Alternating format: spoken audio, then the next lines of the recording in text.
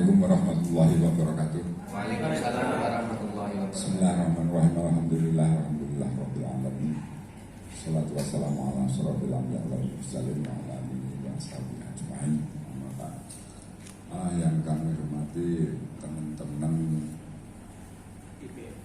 IPF ini IPA, Ikatan Indonesia Islamic Business Forum. Indonesia Islamic Business Forum. Alhamdulillah pada pagi hari ini kita masih diberikan umur panjang dalam keadaan walafiat. Semoga saya dan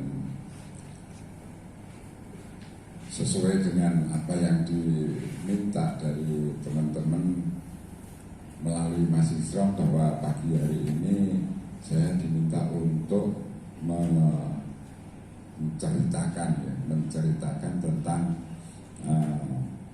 riwayat perjalanan kegiatan usaha yang saya ataupun kami lakukan bersama keluarga. Di situ kami beri judul berani menjadi wirausaha. Tentunya penjenengan semua ini juga sudah berani menjadi wirausaha, dan ternyata juga sudah banyak yang di antara penjenengan yang sudah mempunyai teman ataupun karyawan ataupun partner bekerja, tapi mungkin masih juga ada yang masih sendiri, dikelola sendiri, dijalankan sendiri. Kenapa kami memberikan judul berani menjadi wirausaha? Karena memang dulunya saya bukan berbasic orang wira swastawan. Jadi kami berawal dari karyawan swasta, kemudian menjadi abdi negara, yang kemudian saya menjadi wirausaha. Baik, saudara sekalian, kalau orang yang disebut wirausaha itu bisa dikatakan bahwa orang yang mempunyai kegiatan usaha, baik itu dilakukan sendiri maupun dibantu oleh orang lain, itu sebutan sebagai seorang wirausaha. Namun demikian, meskipun banyak orang yang siap dan sanggup menjadi seorang wirausaha,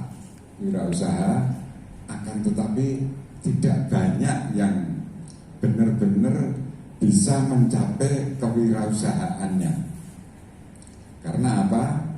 Karena hanya orang-orang yang mempunyai jiwa dan karakter wirausaha itulah yang akan bisa mencapai pada tingkat wirausaha yang benar-benar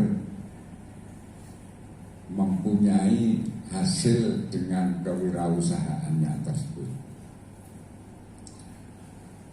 Baik, untuk selanjutnya riwayat dari perjalanan tahu bakso Ibu Puji. Perlu kami sampaikan bahwa nama tahu bakso Ibu Puji itu baru dimulai pada tahun 2002. Sebelumnya kami memberikan nama tahu bakso Kepodang karena waktu itu tinggal kami dan tempat produksi kami di Jalan Kepodang. Next, jadi mah rodo ibu nek. Biasanya langsung ada di dewi dengan nanti rodo orang kulino dibantu ngeten iki. Ini kita pagi ini rodo dimanjakan, diwangi. Jadi memang sebelum kami menemukan tahu bakso itu kami sudah melakukan berbagai kegiatan produktif sejak dari kami masuk Kota Ungaran. Kami masuk Kota Ungaran itu di tahun 81. 81 tadinya saya sendiri, belum ngajak istri dan anak karena belum tahu apa-apa. Saya diangkat menjadi pegawai negeri itu kan tahun 81, saya masih sendiri tinggal atau tidur di kantor. Kemudian begitu mau mengajak istri itu baru mencari kontrakan.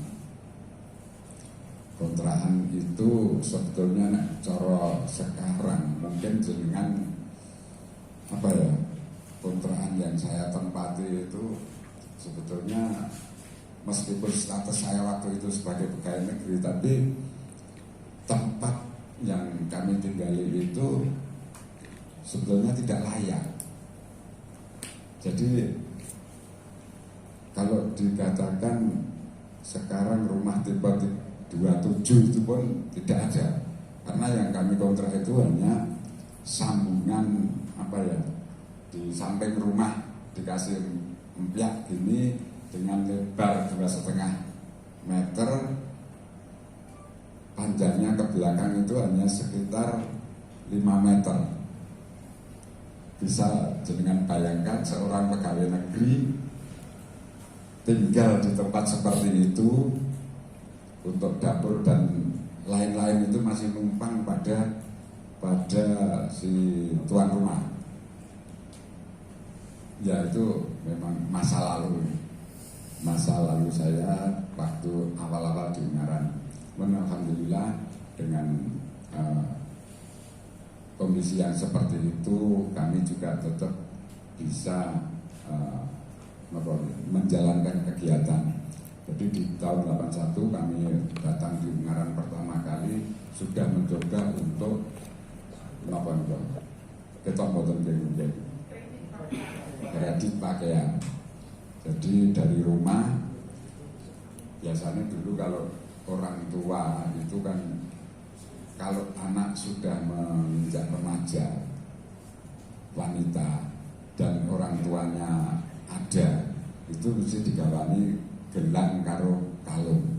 Nah itulah modal dari istri saya, gelang kalung yang dibekali oleh orang tua waktu remaja kita jual untuk kredit pakaian. Alhamdulillah dengan kredit pakaian itu karena istri saya itu nggak tenggelam juga, akhirnya ya entek karpe dhewe pakaiannya dan modalnya. Kemudian di tahun berikutnya kita mencoba untuk memproduksi sesuatu yang bisa kita jual. Waktu itu kami menjual atau memproduksi sudi. Sudi juga kotak-kotak dus seperti ini juga untuk kotak nasi. Sudi verso sudi. Sudi itu yang biasa untuk tempat makanan lauk kalau di bacaan itu, yang bentuknya lancip tengah, bentuk bulat, pinggirnya kita buat cernih itu apa bergerigi. Nah itu tahu barangnya tapi tidak tahu namanya. Ya itu yang biasa untuk rangkaian bacaan itu. Kemudian itu juga tidak bisa bertahan karena terdesak oleh produk yang menggunakan mesin, karena kami hanya manual di modal gunting. Ya. Tahun berikutnya di tahun berapa itu ya? 85 sampai 87 kita mencoba di rumah membuka warung kelontong. Warung kelontong itu begitu di sebelah rumah itu juga kemudian buka warung serupa, saya tutup. Nah, karena daripada tidak enak dengan tetangga, saya mendingan tutup. Kemudian di tahun 89 sampai 91 itu kita mencoba untuk jual bakso. Bakso itu karena sebetulnya juga laku di sebelah pasar, di samping pasar ngontrak. Tapi karena kebetulan waktu itu yang punya rumah kita tempati itu ada ininya, akhirnya ibunya itu stres, ada punya gugup itu. Akhirnya stres, ya tutup, hanya bertahan 2 tahun. Meskipun sebetulnya juga tidak begitu ini, tapi begitu ada itu keluar itu rasanya di pikiran sudah ada ini, akhirnya tutup. Kemudian juga pindah tempat, ngontrak di samping tempat saya bekerja, jualan bakso dan mie ayam. Waktu itu belum ada orang yang jualan mie ayam dan bakso itu jadi satu. Waktu itu masih sendiri-sendiri kan. Tapi saya sudah mencoba untuk menggabungkan, dia jualan bakso juga jualan mie ayam. Tapi juga tidak bertahan lama, hanya sampai 94. Ganti lagi 94 sampai 95 kita mencoba untuk jual gorengan. Namun di sela-sela tahun 81 sampai dengan 95 itu saya tidak hanya melakukan itu, tapi juga yang lain.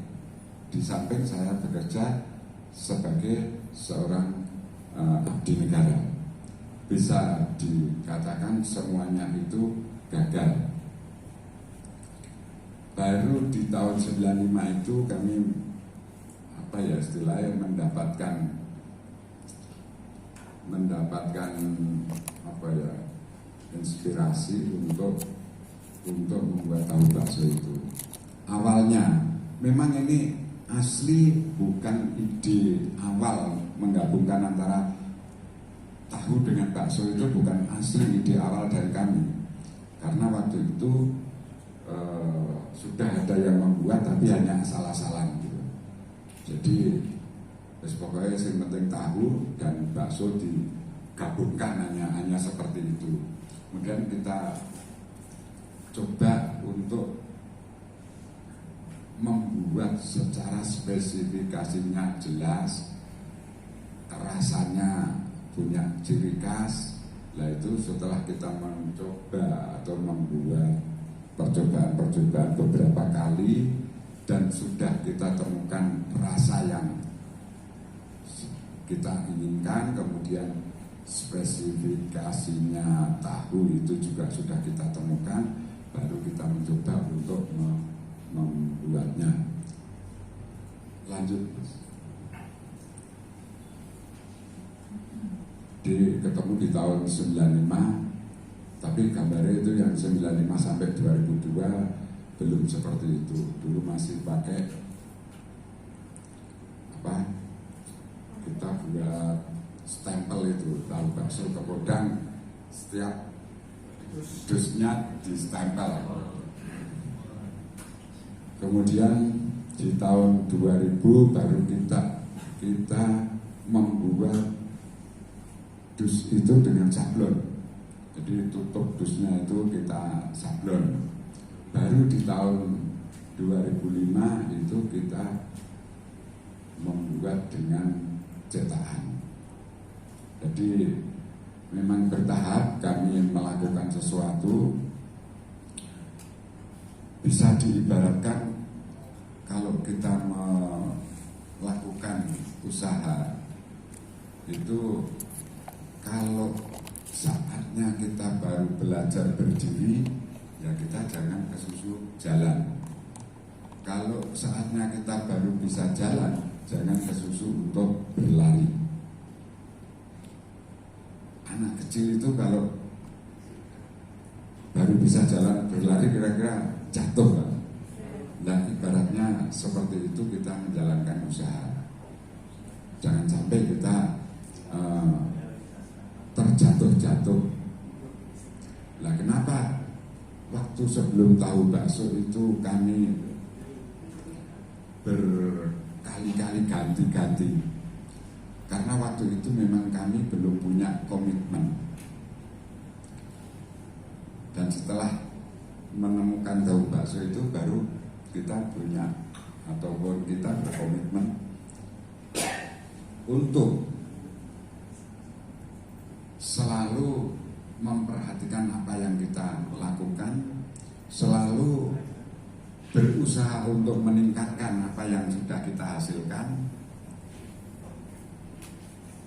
apa yang masih bisa kita tingkatkan, kita berusaha untuk meningkatkan. Katakanlah sekarang sudah dirasa banyak orang yang cocok.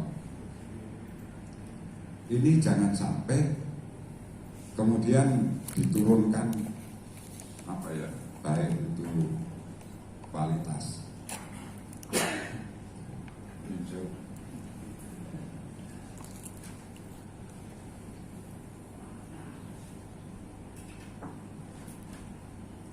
Sebelumnya, maaf, ini untuk Mbak, Mas, Bapak, Ibu sekalian, ini saya rasa sudah sudah memulai usaha, bukan baru, tapi sudah beberapa waktu gitu. Di antara penyeminan ini, adakah yang masih dikelola sendiri, dijalankan sendiri, belum ada teman? Masih banyak juga. Ya memang untuk mengawali kegiatan, apalagi kalau yang dinamakan sebagai UMKM, itu memang kita harus berani dan mau melakukan ataupun mengerjakan sendiri sebelum kita mampu untuk mencari teman. Saya lakukan sendiri dari awal sampai sekitar 4 tahun, itu baru menambah ataupun baru mencari teman satu untuk bantu. Dan alhamdulillah dari 4 tahun kemudian 5 tahun itu hampir setiap tahun bertambah. Lanjut Mas.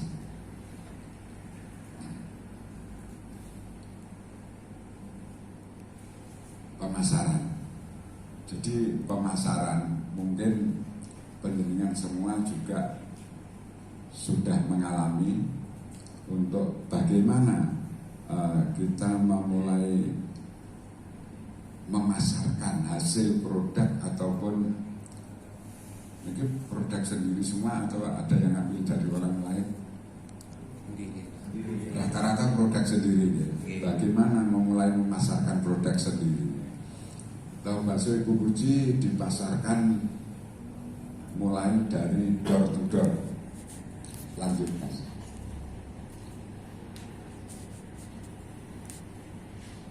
Jadi waktu itu kita berjualan dengan membawa ibunya, bukan saya ya, saya lagi kerja. Di waktu itu memang setiap habis subuh itu saya sudah ke pasar untuk belanja. Kemudian Milengke, habis dari pasar sampai di rumah tak tinggal mandi, ibunya yang melanjutkan untuk memproduksi. Habis mandi saya kemudian berangkat bekerja,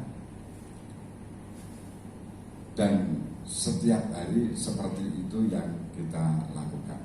Namun pada awal-awal itu, waktu door to door itu kami belum bisa memproduksi setiap hari. Paling banter seminggu itu baru 2 kali produksi. Kita pasarkan karena saya seorang pegawai di satu instansi, pertama kali yang kita sasar ya di tempat saya bekerja. Baru kemudian di dinas-dinas yang lain saya antarkan istri ke dinas-dinas yang lain, kemudian kalau di rumah ya ke PKK, kalau di kantor di Dharma Wanita, kalau di rumah ke arisan PKK. Ganti-ganti RT. PKK kan tiap RT ya, ganti-ganti RT itu kita jalani kurang lebih sekitar 6 bulan. 6 bulan itu baru kita merasa, oh ternyata produk kita bisa diterima oleh orang lain ataupun oleh beberapa orang. Akhirnya kita mencoba untuk menjual di satu tempat dengan gerobak, lanjut, dengan gerobak dorong yang mangkal di satu tempat. Tapi bukan seperti itu hanya gambaran saja. Di satu tempat, karena juga masih malu-malu, maka awal gerobak itu kita tempatkan di tengah kampung. Kita hanya keluar dari rumah sedikit, masih di tengah kampung. Kemudian ternyata dari jualan kita di gerobak itu banyak orang luar, banyak yang datang juga untuk mencari tahu bakso Kepodang waktu itu. Nah, mengawali menamakan Kepodang itu sejak keluar dengan menggunakan gerobak itu, karena mangkal di jalan Kepodang, produksinya juga di jalan Kepodang, maka gerobak itu kita tulisi tahu bakso Kepodang, riwayat namanya itu. Kemudian karena waktu itu masih agak malu-malu, setelah banyak orang luar kampung itu mencari ke jalan Kepodang, kemudian kita berpikir, oh berarti tidak hanya orang sekitar yang cocok dengan makanan ini. Maka di tahun 1997 baru kita mulai berani keluar di pinggir jalan. Gerobak kita bawa ke pinggir jalan. Jadi kan tahu Masjid Istiqomah Ungaran, sampingnya kan SMA. Jadi waktu itu anak saya yang besar itu kan sudah di SMA 1 itu, kalau pagi itu sebelum masuk sekolah mengeluarkan gerobak yang kita cederkan di masjid, dikeluarkan di papan di tempat mepet sekolah SMA. Jadi anak-anak SMA itu kalau biasanya kalau beli hanya lewat pagar itu, karena pagarnya belum di tembok waktu itu. Ya. Setiap hari jualan sesuai dengan jam sekolah. Di pagi begitu selesai produksi, ibu langsung naik angkot sampai ke rumah, jualan dengan gerobak yang sudah disiapkan. Nanti anak saya kalau sebelum pulang sekolah, masukkan dulu gerobaknya ke Istiqomah lagi. Kemudian di tahun yang sama kita buka lagi gerobak yang kedua di pasar, di samping, kalau penjenengan dulu ingat ada pos polisi di Pasar Ungaran itu, di belakang pos polisi sampingnya toko elektronik, toko Topas itu. Saya tiap sore habis pulang kerja, sholat asar, kemudian berangkat dorong gerobak ke pasar. Kalau yang di Istiqomah yang jualan anak saya sore hari juga, pagi ibunya, sore anak, kemudian saya di pasar. Tapi lama-lama juga berat juga, karena yang bekerja ya hanya saya, ibu dan anak itu. Akhirnya ya sudah, yang di Istiqomah tutup saja, sekarang satu saja yang di pasar, gantian. Kalau saya ada keperluan, anak saya atau ibunya yang keluar ke pasar. Nanti kalau ibunya yang keluar, itu yang dorong ke gerobak dari rumah ke pasar itu anak saya. Jadi memang dari awal itu perjuangan kami selama sampai dengan tahun 1999 itu masih keluarga. Baru setelah itu kami menggandeng satu orang teman untuk menggantikan saya berjualan di pasar itu. Yang penting gerobak sudah disampaikan di pasar, yang jualan tetangga, wanita, sampai dengan kita pindah ke Jalan Kutilang. Jadi di Jalan Kepodang itu saya tinggal dari sampai dengan tahun 2001 akhir, dan 2002 awal sudah pindah tempat produksi, tempat tinggal di Jalan Kutilang, dan masih buka di pasar itu. Jadi gerobaknya gantian dari Jalan Kutilang ke pasar, namun sudah ngajak teman lagi untuk jualan.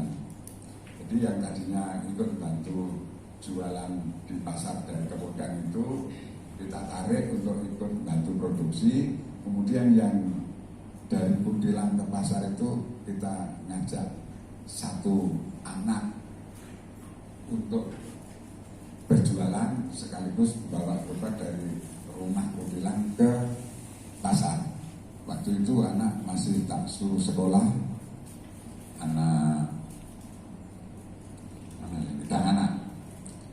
kalau pagi dia sekolah, pulang sekolah terus ke tempat saya jualan sampai dengan lulus STM. Sampai dengan lulus STM dia terus melamar pekerjaan di pabrik, diterima. Lah kemudian di pasar itu kita tutup. Alhamdulillah tahun 2007 itu kita sudah lanjut, Mas.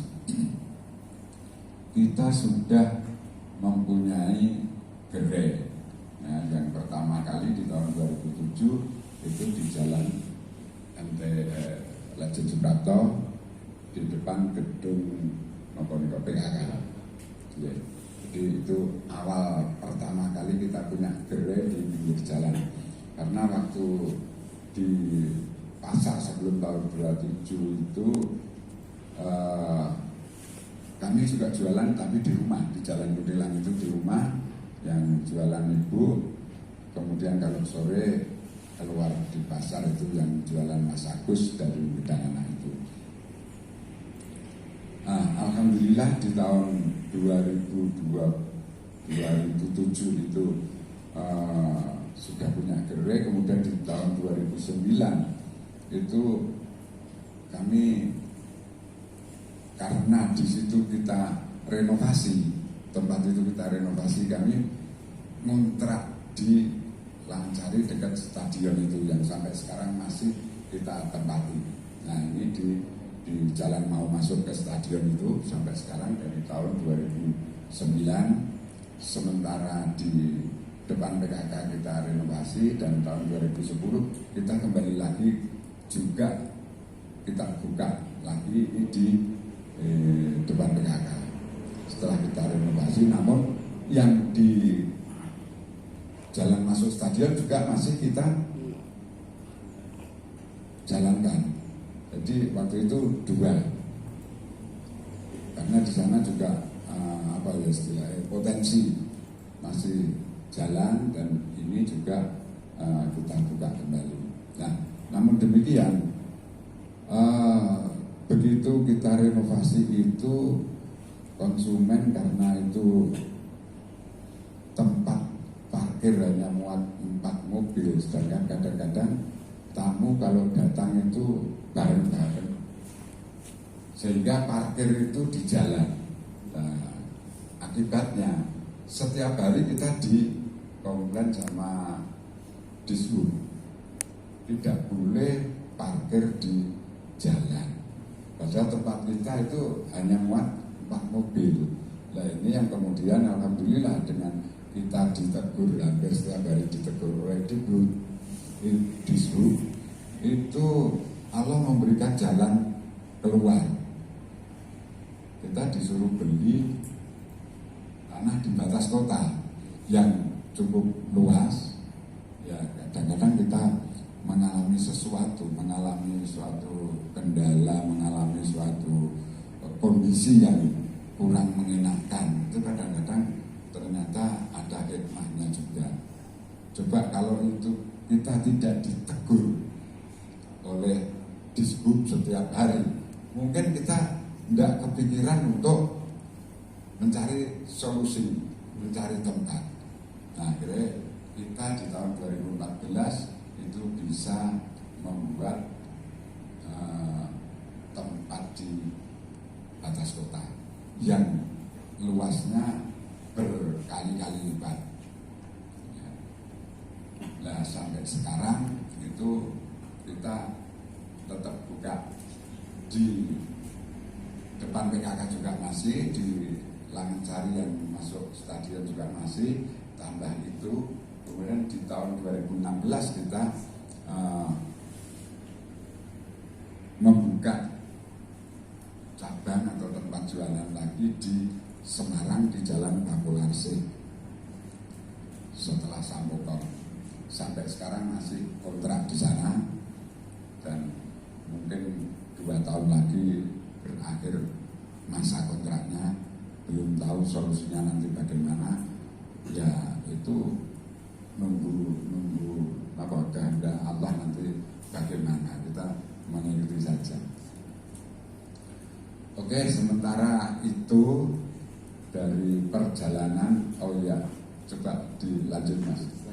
Nah, kalau dari awal dulu itu kami pada waktu mengawali produksi tahu bakso dan menjual tahu bakso itu dengan menggunakan roda 2, itu pun konsep pinjam kan dipinjami oleh kantor.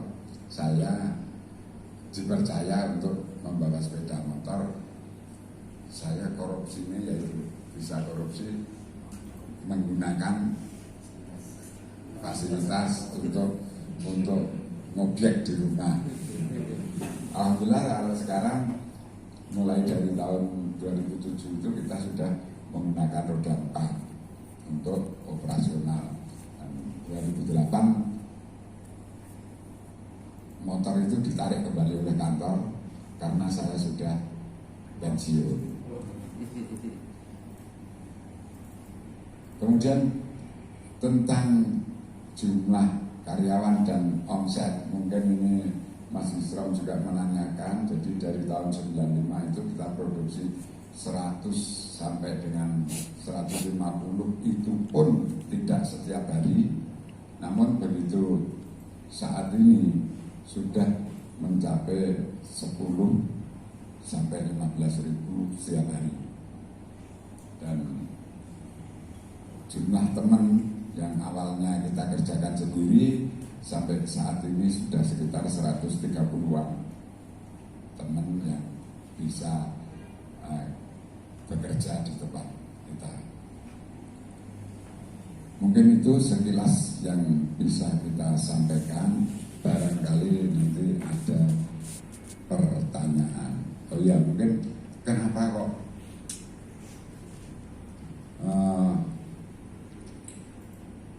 dari beberapa yang sudah dilakukan kok terus bisa bertengger di tahu bakso? Alasannya apa? Kita waktu itu memutuskan untuk tahu bakso.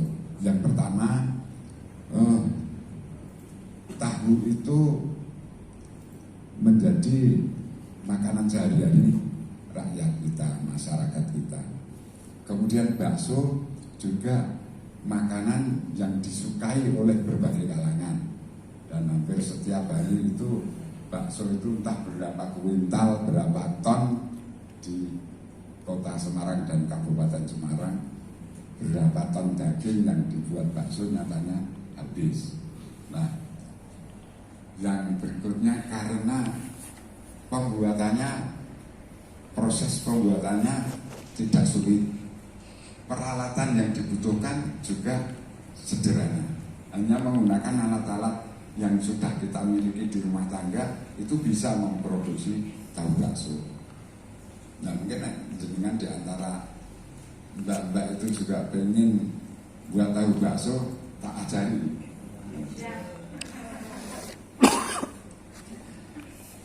Jadi kita memang apa ya membuat itu yang sederhana saja, yang tidak butuh peralatan yang sulit-sulit agar kita sudah bisa produksi. Kemudian